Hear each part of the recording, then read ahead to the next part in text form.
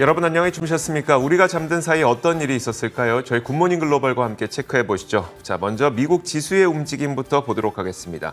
자, 미국 증시가 지난 밤 사이에는 지난 금요일에 있었던 하락을 딛고 이틀 연속 반등세를 이어갔습니다.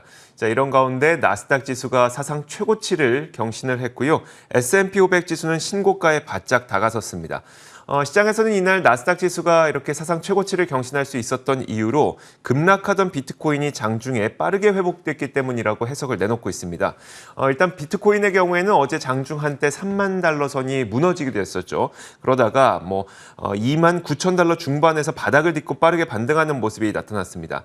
중국에서 규제가 계속 심화되고 있고 비트코인은 또 기술적으로 데드크로스가 발생하다 보니까 속절없이 무너지나 싶었는데 이것이 빠르게 반등을 하게 되면서 오히려 기술주들은 좀 긍정적인 모습을 보였습니다. 워낙 기술 기업 가운데 암호화폐와 연관성이 높은 기술 기업들이 많이 있다 보니까 암호화폐 시장이 무너지게 되면 이 나스닥 지수도 함께 좀 투자 심리가 얼어붙는 그런 경향이 있었는데 지난 밤 사이에는 빠르게 이 비트코인 가격이 회복을 하게 되면서 나스닥 지수가 신고가를 경신할 수 있었다는 해석이 나오고 있는 겁니다.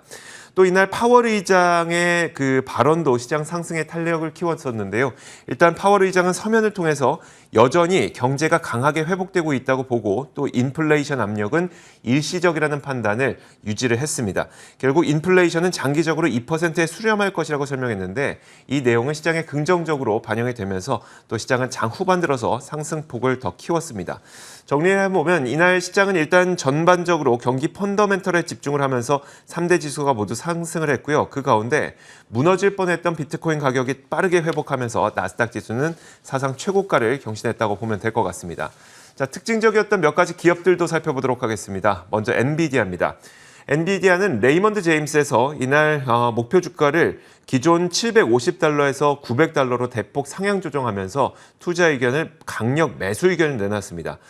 그러면서 앞으로 수분기 동안 강한 퍼포먼스를 낼 만한 모멘텀이 있다고 평가를 했는데 이 덕분에 엔비디아의 주가는 지난 밤 사이에 2.5% 올랐습니다. 자, 다음 기업은 펠로톤입니다. 펠로톤이 이날 기업용 웰니스 프로그램을 론칭한다는 소식이 있었습니다. 기업 고객이 이 프로그램에 가입을 하면 그 기업에서 일하고 있는 근로자들이 펠로톤의 프로그램을 이용할 수 있게 되는 건데요. 덕분에 유저를 늘리고 또 제품 구매를 유도할 수 있는 프로그램으로 평가가 됐습니다. 이 때문에 펠로톤의 주가는 지난 밤 사이에 8.4% 급격한 상승을 보이면서 마감이 됐습니다. 마이크로 스트래터지도 살펴보도록 하겠습니다. 워낙 비트코인과 연관성이 높은 기업으로 유명하죠. 마이크로 스트래터지는 비트코인이 3만 달러가 붕괴되면서 5% 정도 하락했습니다. 비트코인 가격은 이제 3만 2천 달러 정도까지 회복되긴 했지만 마이크로 스트래터지의 가격은 그만큼까지 회복되지 못하고 결국은 5% 하락으로 마감이 됐습니다. 자, 플러그 파워도 보도록 하겠습니다.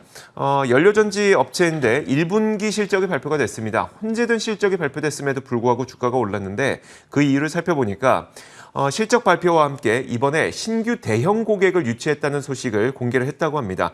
하반기에 이번 대형 수주가 있을 것으로 예고를 했는데 다만 어떤 고객인지는 아직 밝히진 않았습니다. 어쨌든 대형 고객을 유치했다는 소식 때문에 주가는 13%나 급등한 채 마감이 됐습니다. 자, 유가와 금 가격, 상품 선물 시장도 한번 살펴보도록 하겠습니다. 먼저 국제 유가인데요. 자, WTI 가격은 이날 0.7%가량 하락했습니다. 이게 하락하긴 했지만 수요 회복이 일어나고 있는 그 과정 속에서 단기적인 조정이라는 시장 분석이 나오고 있는데요. 덕분에 크게 투자 심리가 무너진 것으로 보이진 않고요. 현재 선물 시장에서 0.79% 하락한 73달러 초반에서 거래가 되고 있습니다. 금 가격도 이날 하락을 했는데 파월 의장의 의회 증언을 앞두고 좀 혼조세와 경계 심리가 강했던 것으로 보입니다. 결국은 선물 시장에서 0.3%가량 하락한 채 1778.1달러 선에 거래가 되고 있습니다.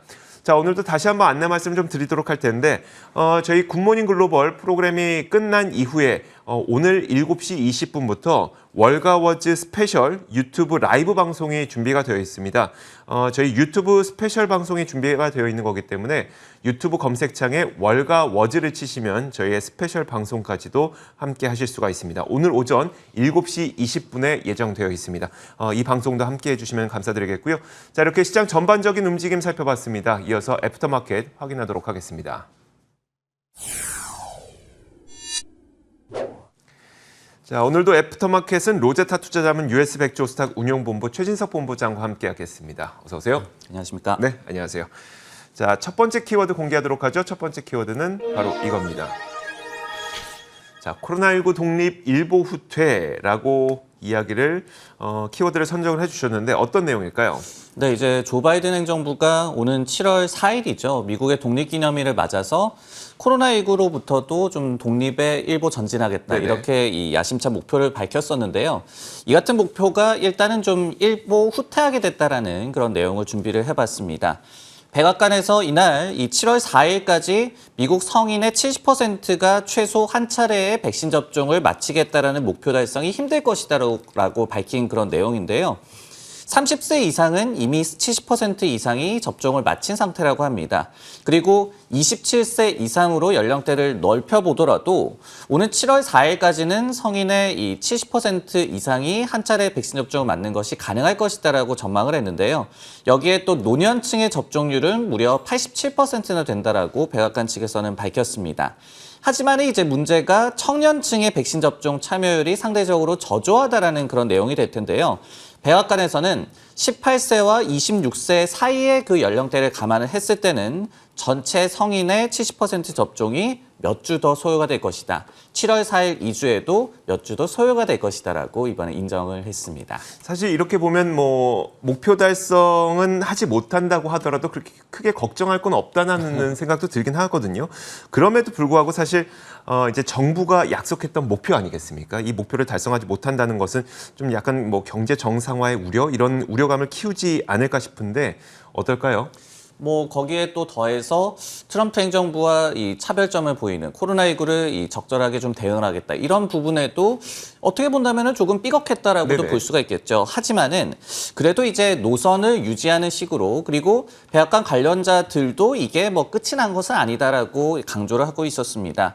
예를 들어서 이제 앤소니 파우치 소장 같은 경우에도 7월 4일까지 70% 이상 접종을 한다라는 것이 굉장히 이제 야심찬 목표기는 했지만은 최종 목표는 아니었다라고 얘기를 했고요. 그리고 최종 단계는 당연히 코로나19의 완전 종식이다라고 다시 한번 강조를 했습니다. 즉 아까도 말씀드렸듯이 잠시 좀 삐걱은 했지만은 백신 접종 노선 그리고 코로나19에 대응한다라는 노선은 그대로 좀 유지된다라고 해석할 수가 있을 것 같고요. 그리고 이제 파우치 박사 같은 경우에도 오히려 델타 변이, 최근에 굉장히 좀 우려가 많이 일고 있는 그 델타 변이가 오히려 미국의 코로나19 종식의 최대 위험 요인이다라고 또 강조를 하기도 했습니다.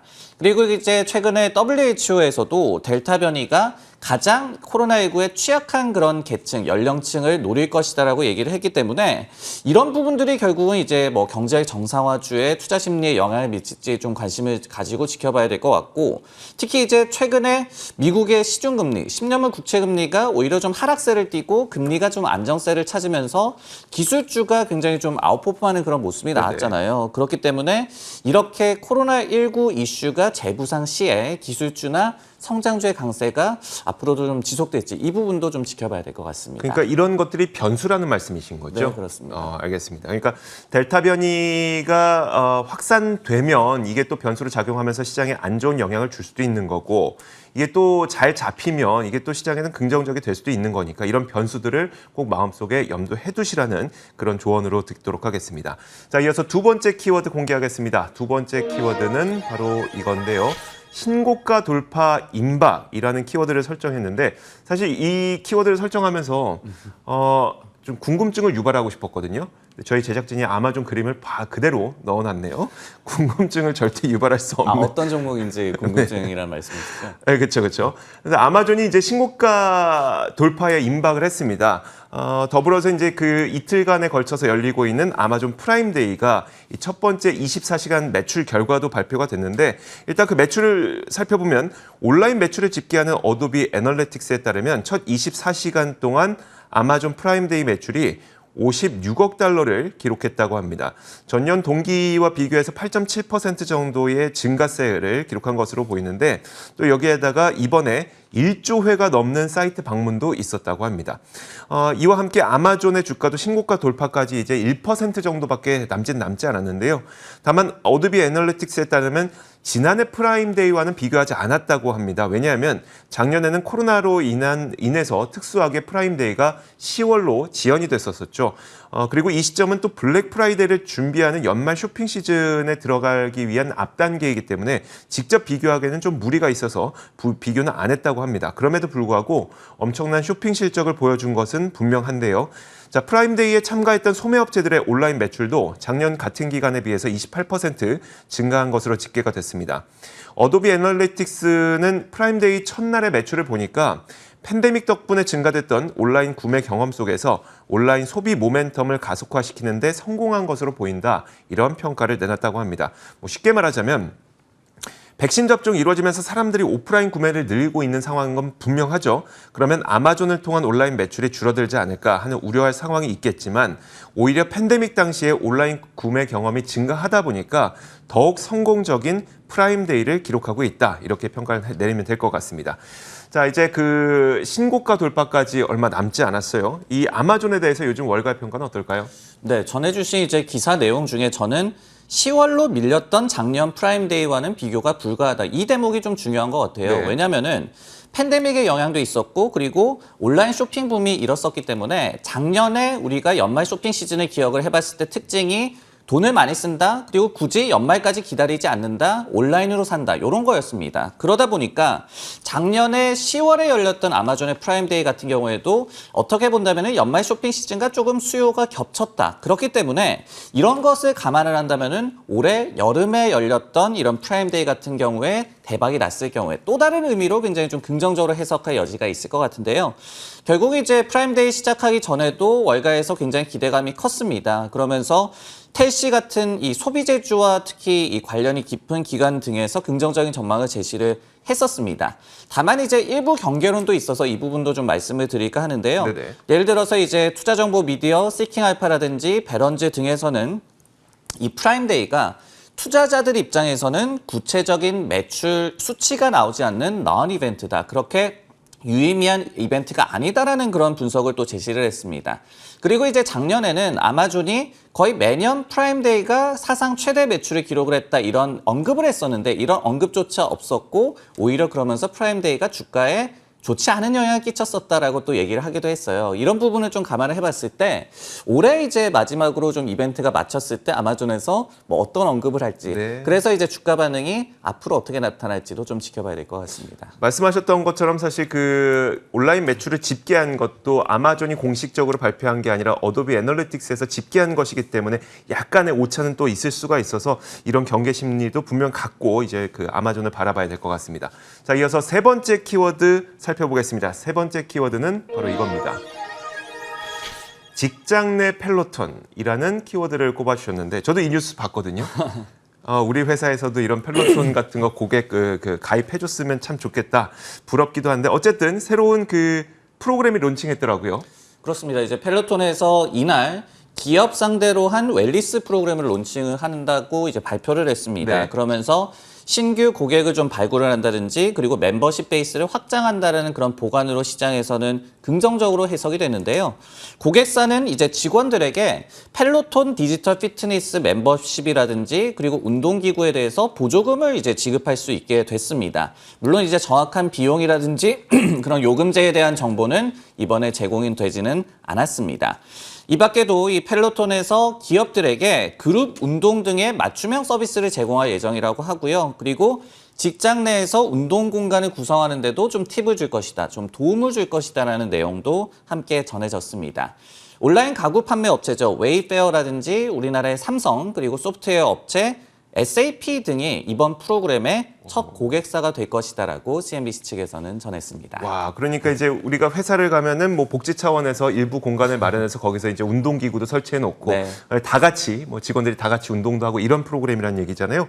와, 이제 펠로톤이 기업 고객까지 공략하겠다는 그 보관인 건데 최근 그러면 이제 펠로톤에 대한 투자 의견은 어떨까요? 일단은 이번에 기업용 프로그램 론칭 소식이 나오고 시장에서는 굉장히 환호 반응으로 화답을 했잖아요. 네. 주가가 한 8% 정도 올랐기 때문에 굉장히 좀 긍정적으로 보고 있다. 팬데믹 이후에 어떤 펠로톤 서비스나 그 하드웨어에 대한 수요가 둔화할 것으로 우려가 많이 됐었는데 어떤 좀 해소 방안의 일환으로 시장에서는 느끼고 있는 것 같습니다. 그리고 이제 경영진에서도 역시 이제 재택근무가 조금씩 종료가 되고 사무실로 사람들이 많이 돌아갈 겁니다. 그리고 이제 팬데믹 이후에 특히 기업들에서 직원들의 건강에 대한 관심이 좀 높아지고 있죠. 이런 상황들을 감안할 때, 트렌드를 감안할 때 이번에 기업용 프로그램을 론칭하는 것이 타이밍이 굉장히 적절하다라고 자체적으로 평가를 하기도 했습니다. 최근에도 이제 이 펠로톤과 관련해서 괜찮은 투자 의견이 나와서 소개를 해드리자면요.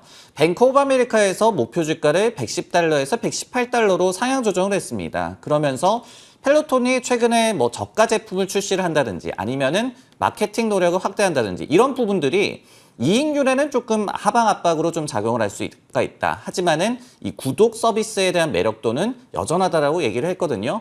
그렇기 때문에 우리가 이제 팬데믹 종식과 완화를 좀 바라보고는 있지만은 시장에서는 펠로톤과 같은 기업에 대해서도 팬데믹 이후를 좀 바라보는 그런 긍정적인 시각도 좀 감지가 되고 있는 것 같습니다. 그러니까 팬데믹 수혜주라고 해서 팬데믹이 끝나면 그냥 그 기업은 이제 끝나는 거냐 그런 게 아니라 이런 기업들도 그러면 경제가 정상화되는 과정에 맞는 시장 전략을 또 세우고 있으니까 네. 이런 기업들을 그냥 버리는 것이 아니라 또 다른 관심을 좀 둬야 될 것 같아요. 뭐 아마존 같은 경우도 마찬가지겠죠. 네네. 우리가 이제 팬데믹이 끝나면 다 오프라인 매장에 가서 옷을 사고 그럴 것 같지만은 네. 한번 맛을 들이면 이제 온라인 쇼핑을 끊을 수가 없는 거죠. 그러니까요. 그리고 펠로톤과 같은 경우에도 뭐 구글 검색 이런 그 트래픽 이런 거를 봐도 팬데믹 때 뭐 홈트, 홈짐 이런 네. 키워드 검색이 굉장히 많았어요. 근데 팬데믹 이후에 그게 완전히 꺼졌냐? 그런 건 아니거든요. 이런 부분들을 봤을 때 일정 수준의 좀 수요가 좀 유지가 되고 그리고 말씀해 주셨듯이 새로운 수입원을 창출을 한다면은 이런 기업들도 충분히 살아남을 수가 있겠죠. 알겠습니다.